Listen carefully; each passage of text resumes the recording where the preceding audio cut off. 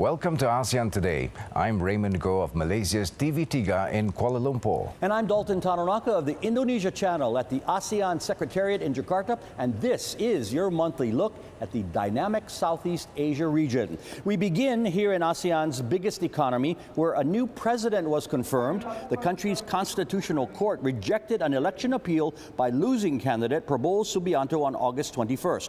That meant Jakarta Governor Joko Widodo would be inaugurated as Indonesia's 7th president on October 20th. There were fears of major protests ahead of the ruling, but only minor skirmishes with police occurred. Subianto had made claims of voter fraud and intimidation. Thailand also has a new leader. General Prayut Chan-o-cha was named Prime Minister on August 21st by a National Assembly dominated by the military. This came after several months of martial law and the toppling of Yingluck Shinawatra in May. Chan-o-cha is promising to hold elections by the end of 2015. The remains of 20 Malaysians killed in the shoot-down of a passenger jet in Ukraine were returned home. A national day of mourning was declared on August 22nd. This was the first repatriation of victims following identification in the Netherlands. So far, 28 Malaysians in all have been identified. Malaysia Airlines flight MH17 was hit by a missile fired by pro-Russian rebels in July. All 298 passengers and crew members were killed, including 43 Malaysians. Cambodia's genocide court sentenced the only two surviving leaders of the Killing Fields regime to life in prison. The historic verdicts were announced August 7th against former Khmer Rouge leaders Khieu Sampan and Nguyen Chia. The men were found guilty of murder, political persecution, and other crimes against humanity in the 1970s. Nearly 2 million people were killed in that period of terror. Surviving victims had waited for 35 years for legal accountability. The territorial dispute in the South China Sea again dominated the discussion at an ASEAN summit of foreign ministers. The claims of several ASEAN states and China have been raising tensions in the region. All parties called for serious dialogue to resolve the matter. Foreign ministers representing 27 countries and economies attended the meeting in Naypyidaw on August 10th, including U.S. Secretary of State John Kerry. He addressed issues confronting Myanmar in particular, including ethnic conflicts and constitutional reform. ASEAN itself celebrated its 47th birthday here in Jakarta with a party for family and friends. Secretary General Lee Loong-min led the celebration here at the group secretariat on August 18th. He said ASEAN is on the threshold of realizing a dream with the planned ASEAN Economic Community next year. Indonesia's foreign minister offered his congratulations. The fact that through its existence over the past 47 years, we have made Southeast Asia a region of peace and of stability and prosperity. And in a world that is very much affected by conflict, this is not a minor achievement. The AEC is scheduled to become reality in December of next year. Tourists are returning to Thailand after a nighttime curfew was lifted in early July. Tourism officials say more than 1,000 Chinese tourists arrived in Bangkok in a single week, a sign of revival in the visitor industry. The government offered a 3-month exemption of visa fees for Chinese nationals to lure them back after months of security fears. The goal is to reach a target of 26.2 million international arrivals with the second half rebound. If, as it's said, that land is the basis of all wealth, then Myanmar is welcoming a surge of property investors. ASEAN Today's Andita Winda reports.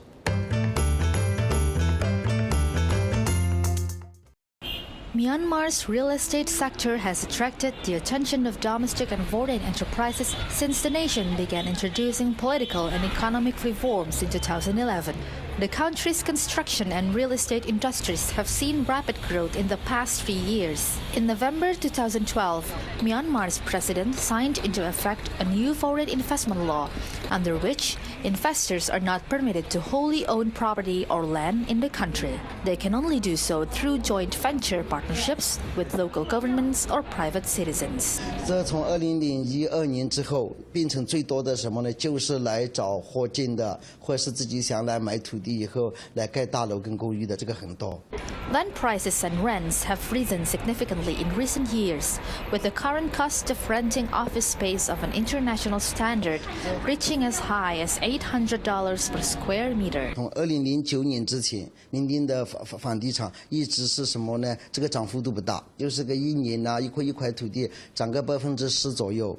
但是从2009年以后到2009年到2013年这个什么中选，这个涨幅度就最大，就在这2年多左右啊，平均大概要涨个250%左右。 Investment from neighboring countries such as China, Singapore, Vietnam, and Thailand has been flowing into Myanmar. One German real estate company has proclaimed Myanmar's former capital city of Yangon as one of the best places in the world for real estate investment, according to a German real estate website. Andita Winda for ASEAN Today. More ASEAN Today is coming up shortly. Indonesia may have a president-elect, but the current office holder isn't done yet. Susilo Bambang Yudhoyono outlines his accomplishments next. Dalam pembangunan Indonesia.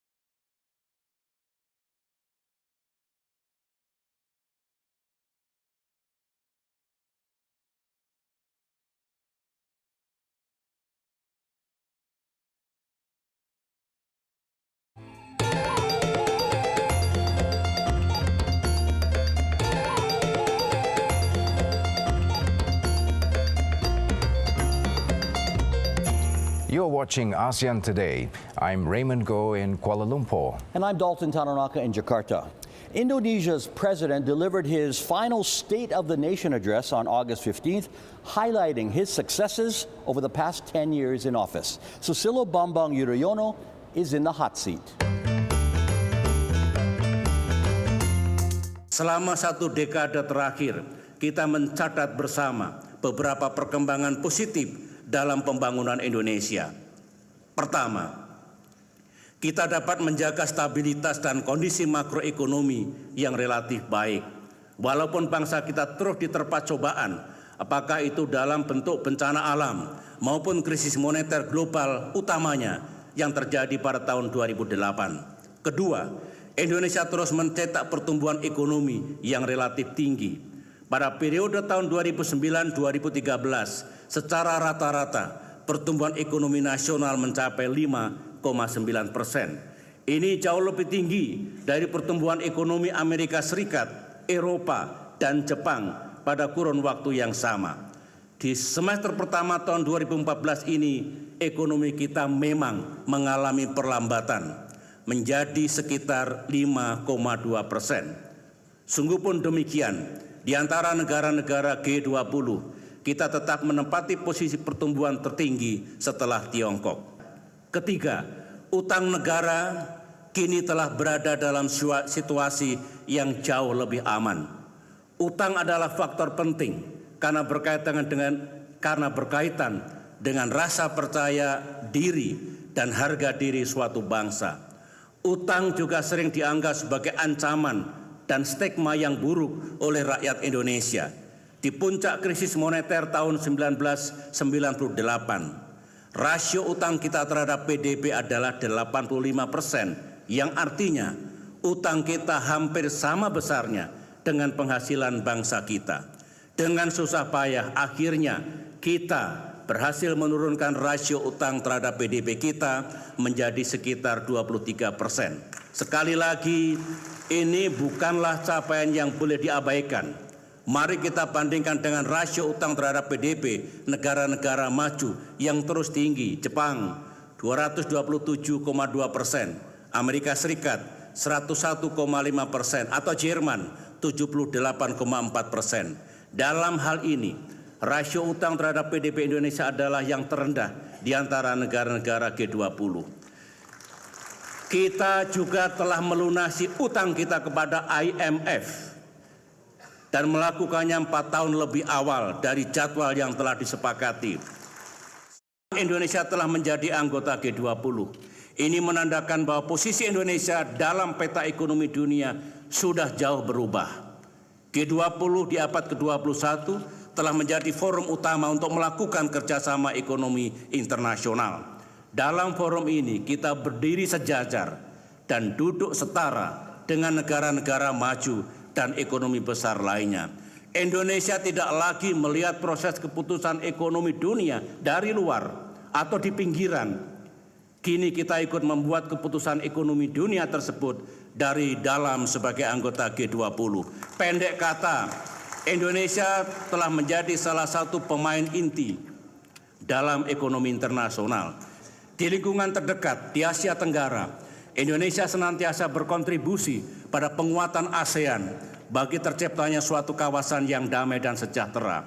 Selama 5 tahun terakhir ini, termasuk saat menjadi Ketua ASEAN sepanjang tahun 2014, Indonesia terus mendorong sentralitas ASEAN dalam percaturan kawasan dan peningkatan peran ASEAN dalam menghadapi permasalahan global. Indonesia terus berkomitmen untuk memastikan kesiapan diri kita menuju pembentukan komunitas ASEAN 2015 di ketiga pilar, baik dalam pilar politik dan keamanan, pilar ekonomi maupun pilar sosial budaya.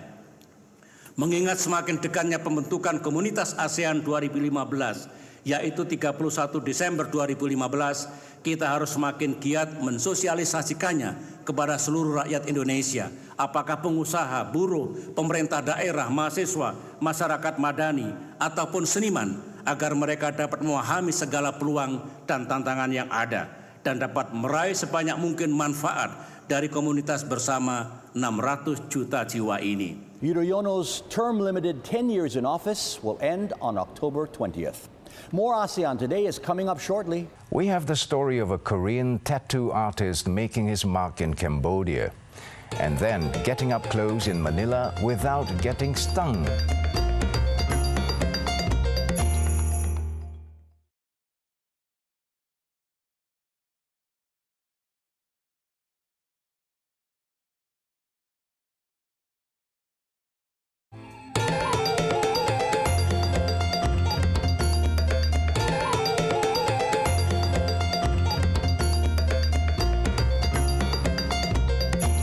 This is ASEAN Today. And we're coming to you this month from Jakarta and Kuala Lumpur. Young Cambodians are getting inked by a tattoo artist who faced cultural challenges in his native Korea. ASEAN Today's Prisma Kinanti explains.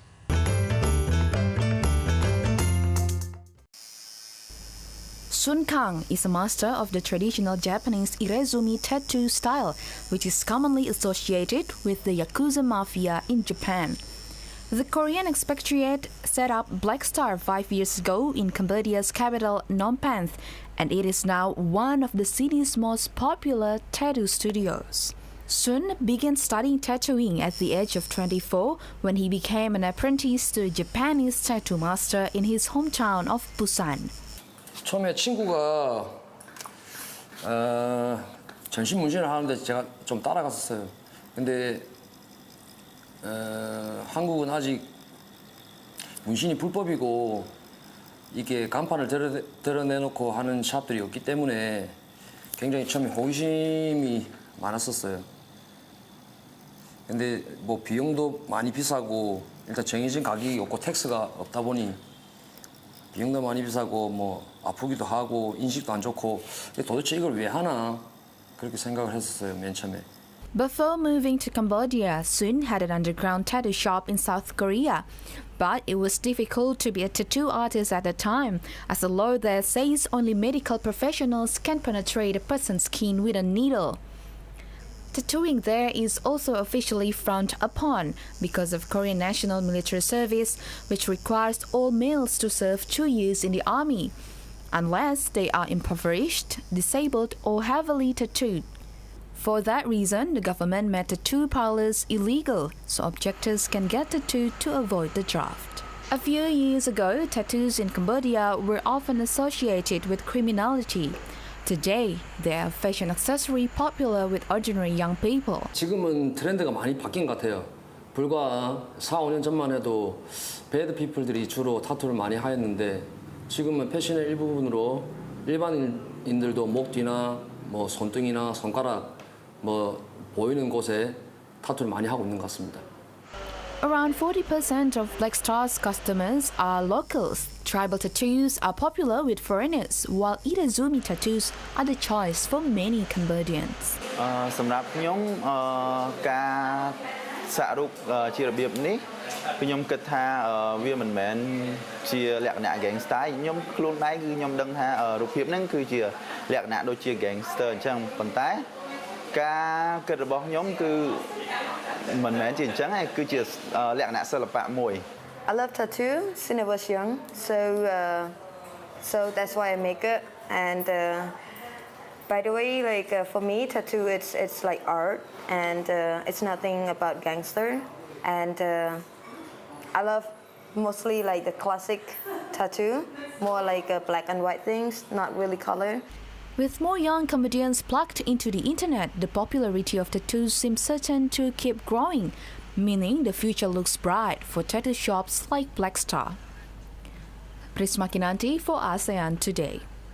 Here are several events on the ASEAN calendar. Shane Falan will be live at the World Trade Center in Manila with the greatest hits of the UK boy band Westlife on October 1st. Malaysia Fashion Week 2014 will hit the runway from October 17th to the 22nd at the Manara Ma Trade in Kuala Lumpur.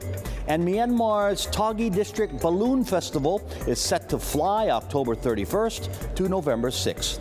Getting up close to the most deadly sea creature in the world is the center of a marine attraction in Manila. ASEAN Today's Nongol Darapati also shows us the beautiful side of the jellyfish.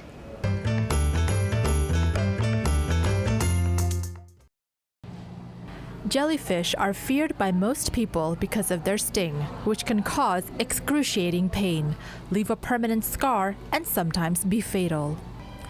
Manila Ocean Park showcases 7 different types of jellyfish found in the Philippines, drawing visitors' attention to the beautiful movements of these semi-transparent sea creatures. One of them is the box jellyfish, which is regarded by some scientists as the deadliest sea creature on Earth because of its extremely toxic venom. Parang education na rin sa mga tao na perception nila na ganun lagi na harmful agad yung perception nila when it comes to jellyfish. But hindi naman ganun. Drifter lang sila, kumbaga kung ano yung current ng dagat, andun sila. At saka, kumbaga, gusto naman alisin yung perception ng mga tao na nang-a-attack yung jellyfish, na hindi talaga sila nang-a-attack. Jellyfish consists of a gelatinous umbrella above a circle of tentacles that surround a central mouth. This mouth opens into a stomach and is also used to get rid of waste. Jellyfish also have stinging cells called nematocysts, which are coiled and fired like a harpoon